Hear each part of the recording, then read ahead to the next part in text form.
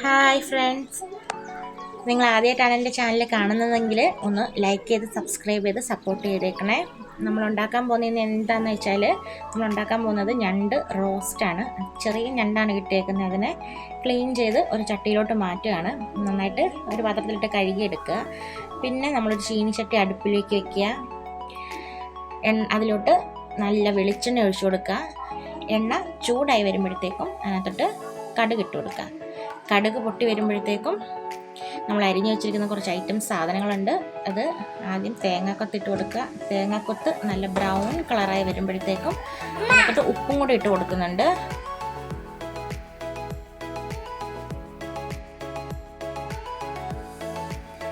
ഉപ്പ് ഇട്ട് കഴിഞ്ഞിട്ട് നമ്മൾ പിന്നെ രണ്ട് വറ്റൽമുളക് ഇട്ട് കൊടുക്കുന്നുണ്ട്. വറ്റൽമുളക് ചൂടായി ഒന്ന് മൂത്ത് വരുമ്പോഴത്തേക്കും അതിനകത്തോട്ട് നമ്മൾ ഇഞ്ചി വെളുത്തുള്ളി പേസ്റ്റാണ് ഇട്ട് കൊടുത്തത്. അത് നല്ല ബ്രൗൺ കളർ ആവുന്നതിനും വരെ നമ്മൾ നല്ല തീയിൽ തന്നെ അത് ഇളക്കി കൊടുത്തുകൊണ്ടിരിക്കുക. എന്നിട്ട് നമ്മൾ പിന്നെ കരിയാപ്പില ഇട്ട് കൊടുക്കുക. കരിയാപ്പിലയും പൊട്ടി അതൊന്ന് മൂത്ത് വരുമ്പോഴത്തേക്കും അതിനകത്തോട്ട് നമ്മൾ തക്കാളിക്ക ഇട്ട് കൊടുത്തു.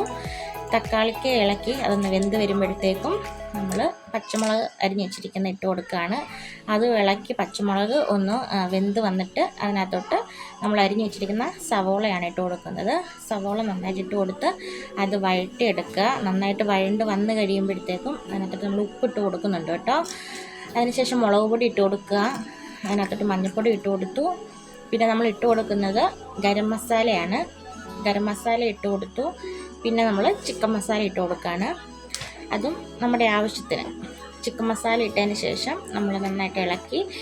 ഒരുപാട് പൊടി മൂത്ത് പോകണ്ട, എന്നാലും അതിൻ്റെ പൊടിയുടെ ഒരു പച്ച കുത്തൽ മാറുന്നതിനും വരെ ഒന്ന് ഇളക്കി കൊടുത്ത് അതിനകത്തോട്ട് നമ്മൾ അരിഞ്ഞു വെച്ചിരിക്കുന്ന ഞണ്ടിനെ ഇട്ട് കൊടുത്ത് നമ്മൾ ഇളക്കുകയാണ്.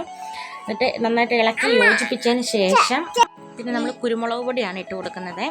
കുരുമുളക് പൊടി ഇട്ട് കൊടുത്ത് അത് നമ്മൾ ഇളക്കി ഇങ്ങനെ നല്ലൊരു പൊത്തി അങ്ങ് വെക്കുക. എന്നിട്ട് അടച്ച് വെക്കുക. 15 മിനിറ്റ് ലോ ഫ്ലെയിമിൽ ശകലം പോലും വെള്ളം ഒഴിക്കാതെ. അതിനകത്തൊന്ന് വെള്ളം ഇറങ്ങും. നമ്മൾ ലോ ഫ്ലെയിമിൽ വെക്കുമ്പോൾ വെള്ളം വലിഞ്ഞിറങ്ങും. എന്നിട്ട് അടച്ച് വെച്ച് വേവിക്കുക. പിന്നെയുള്ള സ്റ്റേജാണ് 15 മിനിറ്റ് ശേഷം തുറക്കുമ്പോൾ ഇതുപോലെ നല്ല റോസ്റ്റായിട്ട് നല്ല അടിപൊളി കിടുക്കാച്ചയായിട്ട് നമുക്ക് ഞണ്ട് റോസ്റ്റ് കിട്ടിക്കഴിഞ്ഞ് അതിന് നമ്മൾ എന്തിൻ്റെ കൂടെയും നമുക്ക് കഴിക്കാം. എന്ന് വെച്ചാൽ ദോശയാണെങ്കിലും ചപ്പാത്തി ആണെങ്കിലും ചോറാണെങ്കിലും എന്തിൻ്റെ കൂടെ നല്ലൊരു കോമ്പിനേഷനാണ്.